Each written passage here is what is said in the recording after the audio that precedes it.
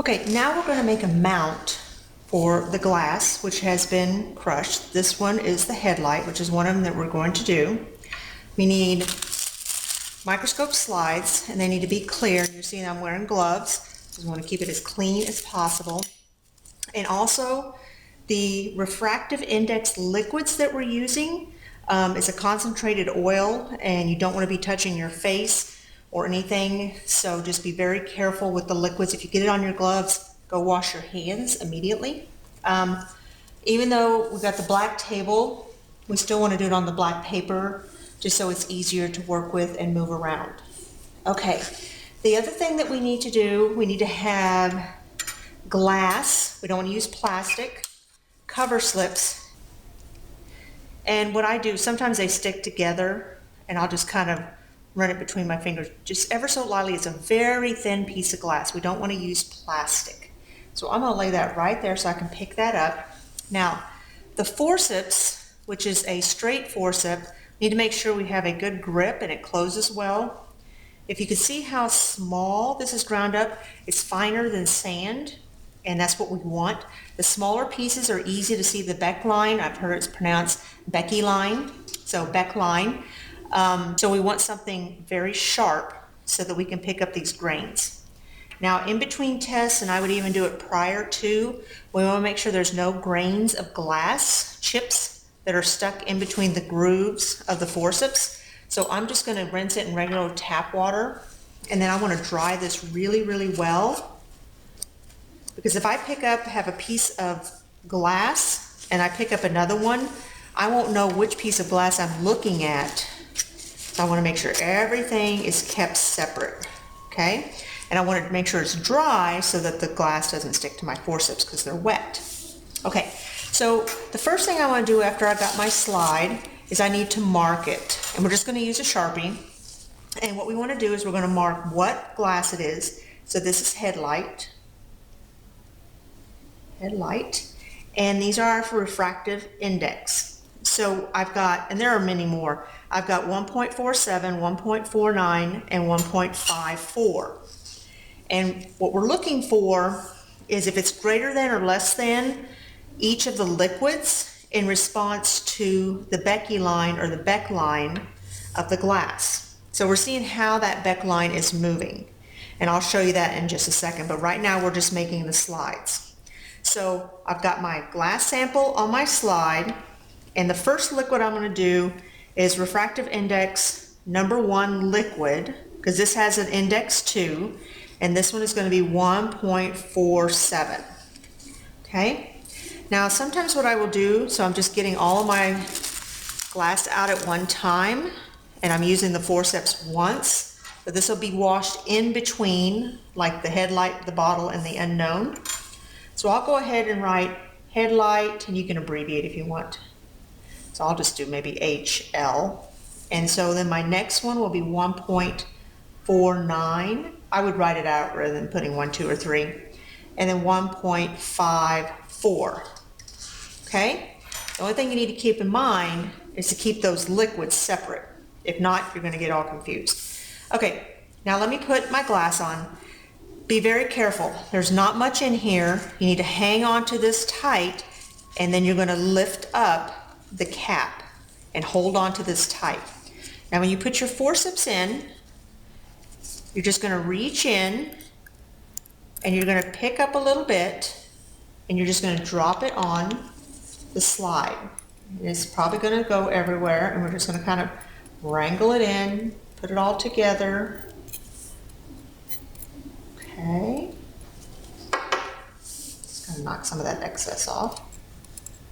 There we go. Just get a little bit in there and pick up some more. Now, see this really big piece that I pulled out? If I leave that on there, 1, it'll be too hard to see because of the refractive index, and 2, the cover slip won't fit tight on there because it's sticking up too far. So I'm going to take that one off, okay? And I'll just get another one. It's kind of hard to, okay? It'll look like powder. And then I'll put some here. Notice how I'm going down, and I'm still kind of holding on to it, and I'm just tapping down. I might put just a little bit more here. That looks good. And then I'm going to put this cap on. Every time the cap's off, I'm holding on to this bottle. I'm not leaving it on the table. And then I'm going to put this out of the way. Okay, so let me do, and we can move this out of the way. Okay, so I'm going to do the 1.47. I always move things out of the way that I'm not working with. So here's the 1.47. This is my headlight. So I'm going to put my drops on. So what I want to do is I'm going to put 3 drops, and I'm going to squeeze gently. I'm watching for those bubbles to be released because if I squeeze it and it has air, it's going to blow the glass right off. So I'm going to go real gently. I'm going to squeeze the bottle. I'm going to go 1, 2, 3. That's a little thick, so just be patient. You do have to squeeze a little bit. Now, I've got my nice drop. I'm going to take my cover slip. If I go straight down, what it's going to do is it's going to sandwich and it's going to trap air, and you're going to have lots of bubbles. Okay? We want to try to minimize those bubbles. To do that, you're going to take your cover slip at a 45, touch the liquid, and then let it drop. Okay?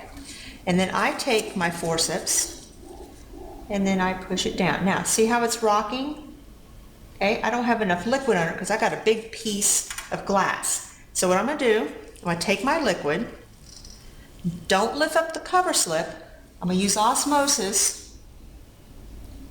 And I'm going to squeeze my bottle ever so gently and just run it right along and let it fill in. Okay? And then I'm just going to move things around. Okay, so that looks good. Then from there,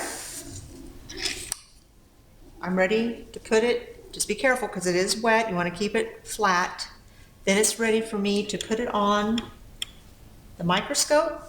And again, we want to put it on low power, put it on the stage, goes in the far left corner, hold it with the spring, and then I will adjust it.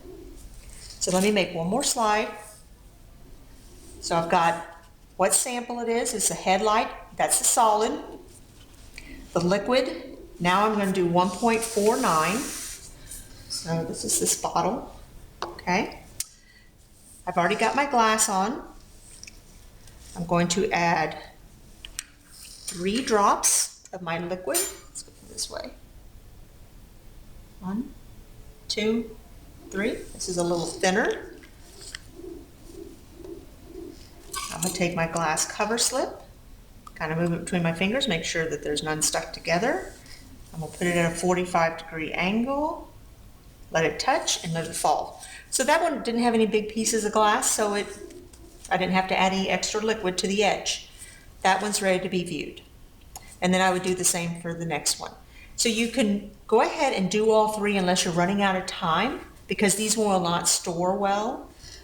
So just be aware of the time. And then once you have those made for the headlight, for those 3 refractive index liquids, then you can go ahead and focus it and look at the Beck line using the Kinevision.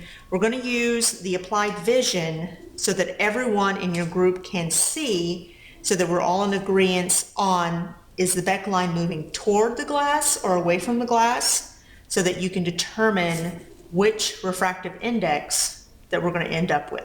So it's going to be between, for this one, 1.47, 1.49. So if I add those together and divide by 2, it's going to be 1.48.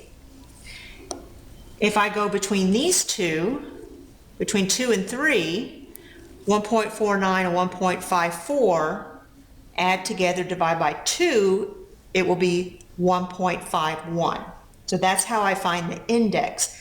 There are a lot of other indexes between. We're just going to do the very basics. So usually you just do an estimate, but we're just going to add and divide by 2. Okay? So if you need to watch this part again on making a wet mount with the glass that's been crushed and the refractive index liquids, then you need to do that. Do not add the water to the slide. The water is only used to clean off your forceps. So once you clean them, between the headlight and another specimen, get it out of the way, and dry those forceps really well, and then you'll get your another specimen.